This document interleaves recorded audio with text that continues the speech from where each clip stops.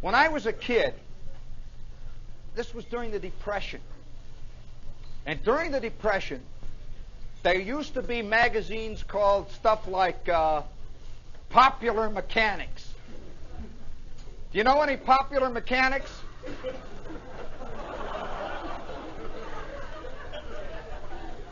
You know, it suddenly occurred to me, it's a great name, Popular Mechanics, you know. Popular Plumbing. They had all these great articles, even more than the National Geographic and Photo Play. Popular Mechanics is a pure magazine of fantasy. It's a magazine of dreams. And I remember pictures of guys, you know, those smeary little pictures that shows a guy standing like this. It says, Ezra J. Seastrump of Clearwater, Iowa, shown beside his model of the George Washington Bridge, which he built over a 17-year period using used toothpicks.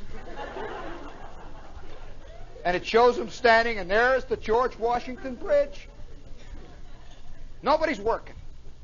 It didn't tell him how to do things like we would learn today, like paint your car, how to build a breezeway.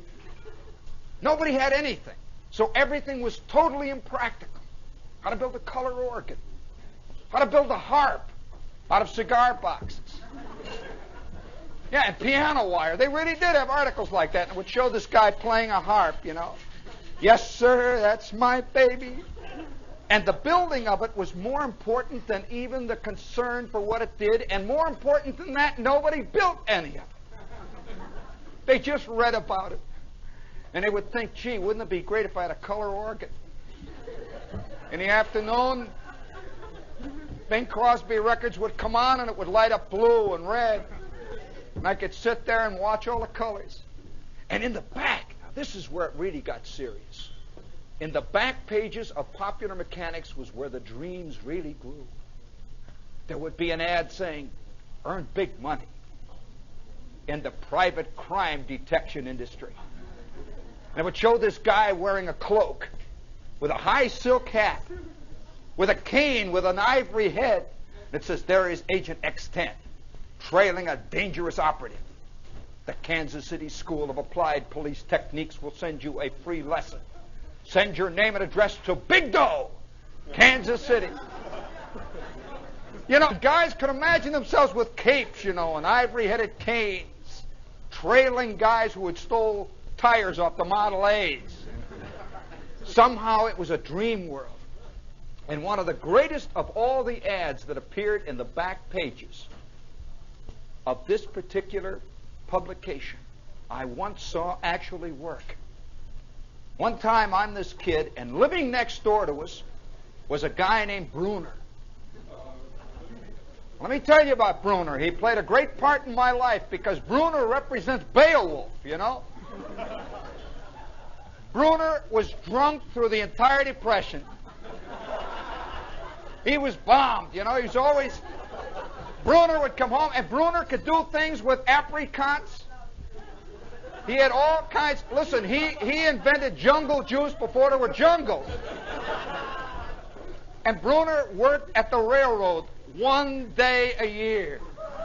He was on the extra board. The extra board at the railroad means when everybody else is off, when all the trains have sunken into the bay, they call old Brunner. And Brunner would arrive down at the roundhouse and do whatever he did at the roundhouse, and then wouldn't come home for 3 days. He was celebrating his day of work. He would come home then 3 days later, and you could hear him crawling up the driveway.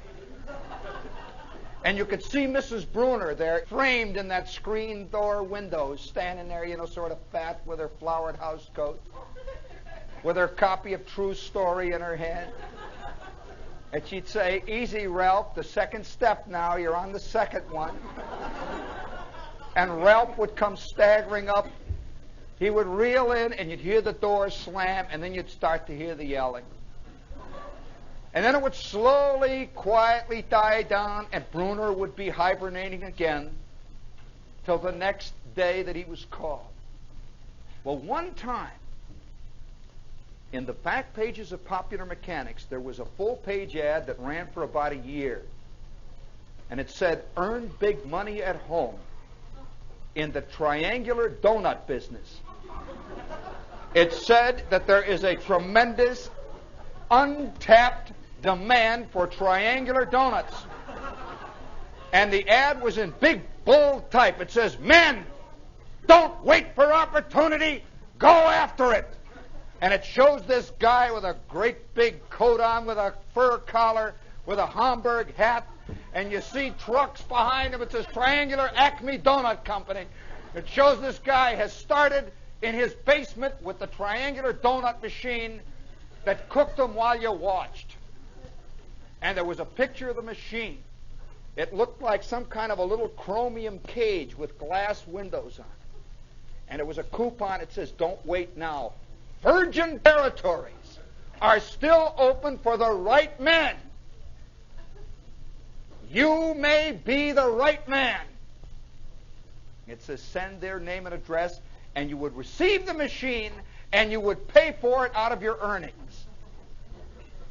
Only accepting a $200 down payment. Well, let me tell you what happened. One afternoon, a truck arrived, a Railway Express truck in front of the Brunner's house. Brunner's house was one of those houses, you know, with the weeds growing up out in front. Yeah, and the screen doors hung crooked, and they had a front porch swing.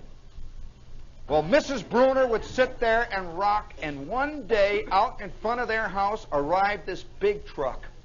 And of course, everybody's, you know, they all, the kids are playing ball and all that, and it's summertime, and they're unloading this truck, and old man Brunner came out, and he was all excited. You rarely saw him excited. He was all excited. He's out there talking to the guys, you know, and they got papers, and they're bringing this thing in. And they're loading it up on the porch. It's a gigantic crate. The thing stood about 8 feet high. And of course, everybody's looking out of the window. What do they got, a refrigerator or what, you know? Look at that bum. He hasn't worked in 7 months. They bought a refrigerator. What is this? And then you could hear Brunner ripping the nails down in the basement. It's all coming apart. And 20 minutes later, there is a knock at the door, and there is Brunner. It's the first time I ever saw Brunner dressed in a suit.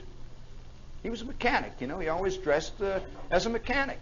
And here he is in a gray, one of those knobbly gray suits with a little slight bulge at the knee, little tacky, but he's all dressed up. He's got a white shirt on, and he knocks on the door, and my mother answers. What do you say? You know, there's this man. And she says, oh, Mr. Brunner, hi, Ralph. And he's very formal. He says, I'm here to take your orders for triangular donuts. He says, I have opened a triangular donut route, and I'm here to take your order. Well, my mother sort of goes back, you know, we're all standing there, and everybody, you know, this is a real thing. And my mother says, yes, triangular donuts. Yes, very, well, how much are they? 26 cents a dozen plain, 31 cents a dozen with powdered sugar. My mother said, well, I'll have a half dozen plain and 1 dozen powdered sugar. Thank you very much, Mrs. Shepard. Thank you. Mr. Brunner goes down the steps. He goes to the next house where the Breiches live. And we're looking out of the window. You know, it's a wild scene. He's going, and he's got a little case, and he writes it down. You know, he's got a little book. They sent order books with it, you know, and the whole thing, he's writing it down. Next door, you see Mrs. Breisch talking to him. And then he walks on to the next house. And the neighborhood just hung there. Nobody knew whether to applaud or whether to get mad. Here's a guy really doing something. About 2 days later, right bright early in the morning, you could smell stuff in the neighborhood, you know. You could smell all kinds of burning stuff, and smoke is swirling, and you could smell it, you know, the greasy thing in the air. And suddenly Brunner, at 7 o'clock in the morning before breakfast, is knocking on the door. And my mother opens the door, and there he is. He's got a white coat now. He says, your triangular donut man is here. And he's got these things in a white cardboard box, and he hands them to my mother, and she says, "Oh, thank you very much. How much is that?" He says, "Well, a half dozen of the plain and a dozen of the powdered. Let's see, that's 47 cents, please. Although I can put it on the book if you want. I can extend credit." And she says, "No, I'll pay." And she goes up to the ice box, and gets the thing out and brings it out. She says, "Oh, thank you very much, Mr. Brunner." He says, "When shall I call again? Shall I deliver again before breakfast next Wednesday?" She says, Yes. And Brunner goes down with his white coat. And we look at him. We're watching out of the window. He's got a little cart. One of the saddest things I ever saw. He's got a wagon. He's got Junior Brunner's wagon. He has painted it green. And on the side of it, it says Triangular Donut Inc. And he is now next door. And my mother brings these donuts, and she opens them up, and she says, Here, come on. Here, have some coffee. Let's have donuts. And they really were triangular. Little triangular pieces of mud. And she passes them around. We take them, They were just fantastically bad. Oh, they were terrible. Just terrible. And, the kids don't even like them, and that's really bad. And you chew them. My kid brother, right away, there's always a real outspoken kid. "Oh, Ma, these are rotten. I don't want any." And my mother's got a dozen and a half of Mr. Brunner's dreams right in her hand. And my father, says, "These aren't bad, especially the ones that have got the sugar on them. They're not bad." He's dipping them in, so they melt and all that. Well, about 10 o'clock that morning, there is another knock at the door. It is Mr. Brunner. He's got his white coat, and he says, I want to ask you how you like the donuts. I am putting in a line of black walnut donuts. Would you like some black walnuts?" My mother says, "They're very good." "They were very good, Mr. Brunner. They're very good donuts." "I'm surprised. Where did you learn to make donuts?" He says, "Oh, it's nothing. I've been in business for years, I used to be in the donut business before I got into the roundhouse business on the extra board. Nothing to it at all." He was really playing it big. Well, nobody in the neighborhood knew what to do. My mother is talking to Mrs. Bryce, and Mrs. Bryce says, "Did you get those terrible donuts?" And Mrs. Parker down the street comes down, and they're all having the coffee clutch, and they're all saying, "Oh, what terrible donuts. What are we going to say?" And sure enough, like death and taxes, Wednesday arrives. There's Brunner. "Your donuts are here. I'm in a hurry. Donuts, donuts." He shoves the donuts. Now he's very brisk. It's his second run. And my mother gives him the 42 cents and brings them in. And we're hoping, everybody's hoping they're better. He's learned in the week how to make them. They're even worse. He figures he's got a big business now, cut down on the shortening. Which at that point was axle grease anyway. Well, Brunner brings these things in, and they're just awful. They're just terrible. And Brunner then says, "What shall I do? Shall I bring any more donuts? When do you want? Would you like to try the black walnut?" And my mother says, "Well, Mr. Brunner, my husband's got diabetes. My father was as healthy as a fire plug." And he says, "Really? And I don't think the kids should eat donuts so much. I'm trying to get the kids to lay off the sweet stuff, and I think let's skip a week." And Brunner goes next door, and you could see the same thing happening next door. 1 week later, he arrives and says, "Any donuts?" My mother says, "Yeah, bring me a half dozen." He says, "Oh, thank you." And gradually, he stopped coming around.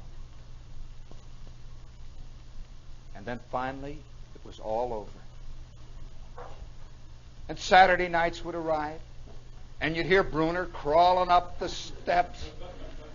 He'd crawl up. You'd hear Mrs. Brunner saying, Ralph, the second step is loose, watch it." You'd hear Brunner going down, it was like Sisyphus.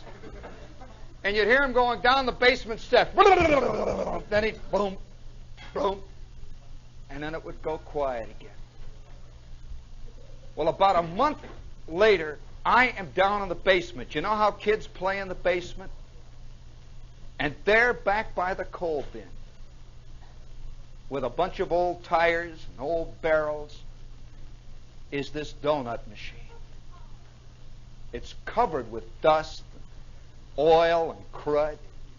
And on the side it said Triangular Donut Company. And I'm playing back there, and you know how kids are. They're very, I don't know what's with them. I knew what it was, and I'm playing with Brunner, and I says, "Hey, what's the machine? Brunner, what is that thing?" He said, "I don't know. It's something my dad's got."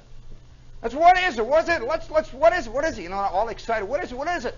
And he opens the thing up, and we're playing in it, and we're banging around, and Mr. Brunner comes down the steps. "Junior!" And Junior says, "What is it, Dad?" "Stop playing in my donut machine." "Okay, Dad." And we crawl out. 4 months go by, and I see this junk truck out in back. They are giving him $20 for the donut machine. They're carrying it out. And Brunner's helping them load it on. Like this. Don't give up hope. The following spring, what do you think arrives in front of the Brunner's house? A gigantic machine to retread old tires.